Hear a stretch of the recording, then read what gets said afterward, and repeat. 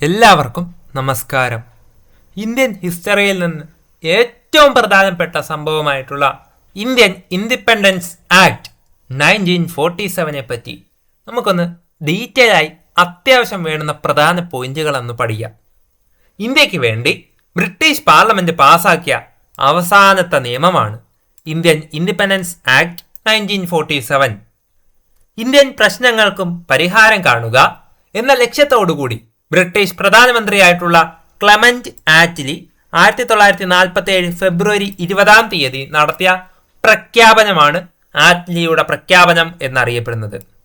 1947 ഫെബ്രുവരി 20 Clement Attlee പ്രഖ്യാപിച്ചതിന് ആറ്റ്ലിയുടെ പ്രഖ്യാപനം എന്നാണ് അറിയപ്പെടുന്നത്. ആറ്റ്ലിയുടെ പ്രഖ്യാപനത്തെ ധീരമായ ഒരു കാൽവെപ്പ് എന്ന് വിശേഷിപ്പിച്ചത് ജവഹർലാൽ നെഹ്റു ആണ് ആറ്റ്ലിയുടെ പ്രഖ്യാപനത്തെ ധീരമായ ഒരു കാൽവെപ്പ് എന്ന് വിശേഷിപ്പിച്ചത്. Clement Attlee Indian independence bill British പാർലമെന്റിൽ അവതരിപ്പിച്ചത് 1947 July 4. 1947 July 4 Clement Attlee Indian independence bill British പാർലമെന്റിൽ അവതരിപ്പിച്ചത്.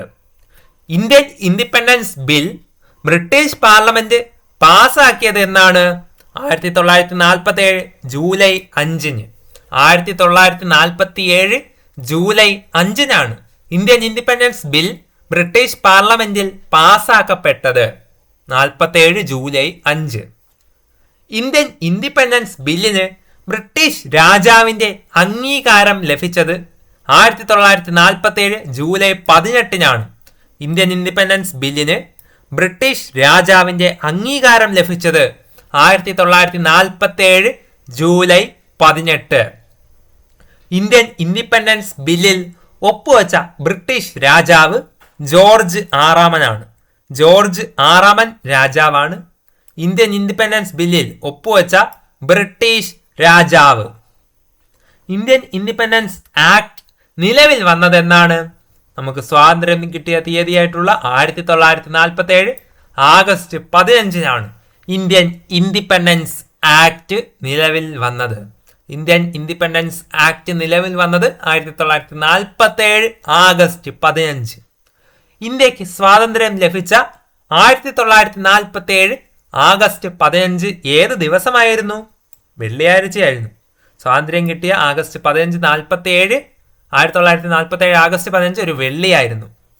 ഇന്ത്യ റിപ്പബ്ലിക്കായ 1950 ജാനുവരി 26 ഒരു വ്യാഴാഴ്ചയായിരുന്നു. 1950 ജാനുവരി 26 ഇന്ത്യ റിപ്പബ്ലിക്കായ തീയതി.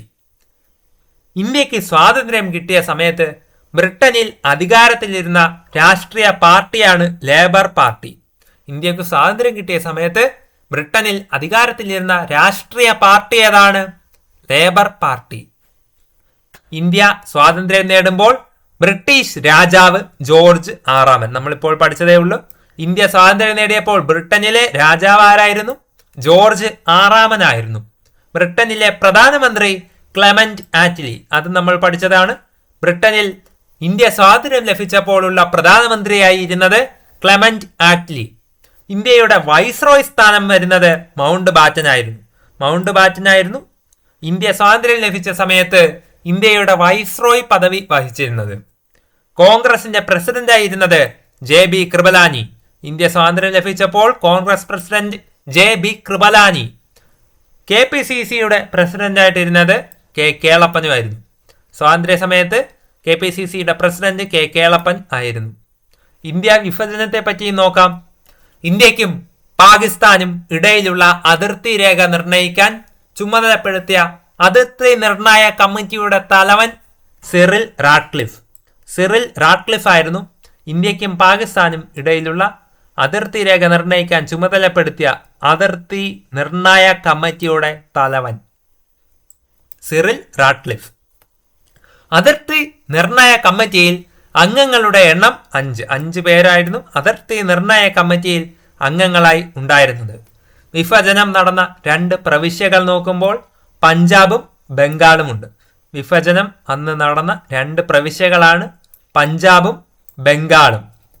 ഇന്ത്യയുടെ പ്രഥമ സ്വാതന്ത്ര്യ ദിനാഘോഷ ചടങ്ങുകൾ ആരംഭിക്കുന്നതിന് മുൻപായി വന്ദേ മാതരം ആലപിച്ചത് സുചേത കൃപലാനി ആണ്. ഇന്ത്യയുടെ പ്രഥമ സ്വാതന്ത്ര്യ ദിനാഘോഷ ചടങ്ങുകൾ ആരംഭിക്കുന്നതിന് മുൻപായി വന്ദേ മാതരം ആലപിച്ചത് സുചേത കൃപലാനി. ഇന്ത്യയുടെ പ്രഥമ സ്വാതന്ത്ര്യ ദിനാഘോഷത്തിന്റെ വേദി എവിടെയായിരുന്നു? കോൺസ്റ്റിറ്റ്യുവന്റ് അസംബ്ലി ഹാൾ ആയിരുന്നു. കോൺസ്റ്റിറ്റ്യുവന്റ് അസംബ്ലി ഹാളിൽ വെച്ചായിരുന്നു ഇന്ത്യയുടെ പ്രഥമ സ്വാതന്ത്ര്യ ദിനാഘോഷ ചടങ്ങിന്റെ വേദി. കോൺസ്റ്റിറ്റ്യുവന്റ് അസംബ്ലിയുടെ അധ്യക്ഷനായിട്ടുള്ള ഡോക്ടർ രാജേന്ദ്ര പ്രസാദിന് ഇന്ത്യൻ വനിതകളെ പ്രതിനിധീകരിച്ച് ത്രിവർണ പതാക കൈമാറിയത് ആരാണ്? ഹൻസ മേത്ത. കോൺസ്റ്റിറ്റ്യുവന്റ് അസംബ്ലിയുടെ അധ്യക്ഷൻ ആരായിരുന്നു? ഡോക്ടർ രാജേന്ദ്ര പ്രസാദ്. അപ്പം രാജേന്ദ്ര പ്രസാദിന് ഇന്ത്യൻ വനിതകളെ പ്രതിനിധീകരിച്ച് ത്രിവർണ പതാക കൈമാറിയത് ഹൻസ മേത്തയാണ്. സ്വാതന്ത്ര്യ ഇന്ത്യയുടെ ആദ്യത്തെ ഗവർണർ ജനറൽ ആയിട്ടുള്ള ലൂയി മൗണ്ട് ബാറ്റനും ജവഹർലാൽ നെഹ്റുവും അദ്ദേഹത്തിന്റെ നേതൃത്വത്തിലുള്ള മന്ത്രിസഭയും അധികാരത്തിലേറ്റിയത് എന്നാണ്?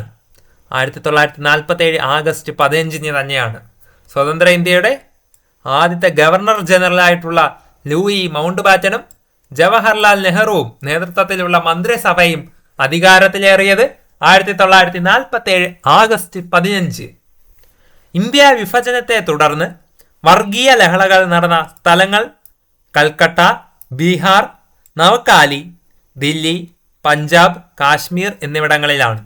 ഇന്ത്യ വിഭജനത്തെ തുടർന്ന് വർഗീയ ലഹളകൾ നടന്ന സ്ഥലങ്ങളാണ് കൽക്കട്ട, ബീഹാർ, നവക്കാലി, ദില്ലി, പഞ്ചാബ്, കാശ്മീർ. ഇന്ത്യ വിഭജനത്തെ ആധ്യാത്മിക ദുരന്തം എന്ന് വിശേഷിപ്പിച്ചത് ഗാന്ധിജിയാണ്.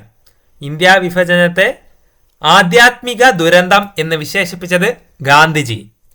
നിരപരാധികൾ കൊല്ലപ്പെടുന്നതിനേക്കാൾ നല്ലത് ഇന്ത്യയെ വിഭജിക്കുകയാണ് എന്ന് ഇന്ത്യ വിഭജന വേളയിൽ അഭിപ്രായപ്പെട്ടത് നെഹ്റുവുമാണ്. നിരപരാധികൾ കൊല്ലപ്പെടുന്നതിനേക്കാൾ നല്ലത് ഇന്ത്യയെ വിഭജിക്കുകയാണ് എന്ന് ഇന്ത്യ വിഭജന വേളയിൽ അഭിപ്രായപ്പെട്ടത് നെഹ്റു. ഡൽഹിയിൽ സ്വാതന്ത്ര്യ ദിനാഘോഷങ്ങൾ നടക്കുമ്പോൾ ഗാന്ധിജി ബംഗാളിലെ നവക്കാലിയിൽ ആയിരുന്നു. ഗാന്ധിജിയുടെ സാന്നിധ്യം വർഗീയ കലാപം ആളിപ്പടരാതെ ആ പ്രദേശത്തെ രക്ഷിച്ചു.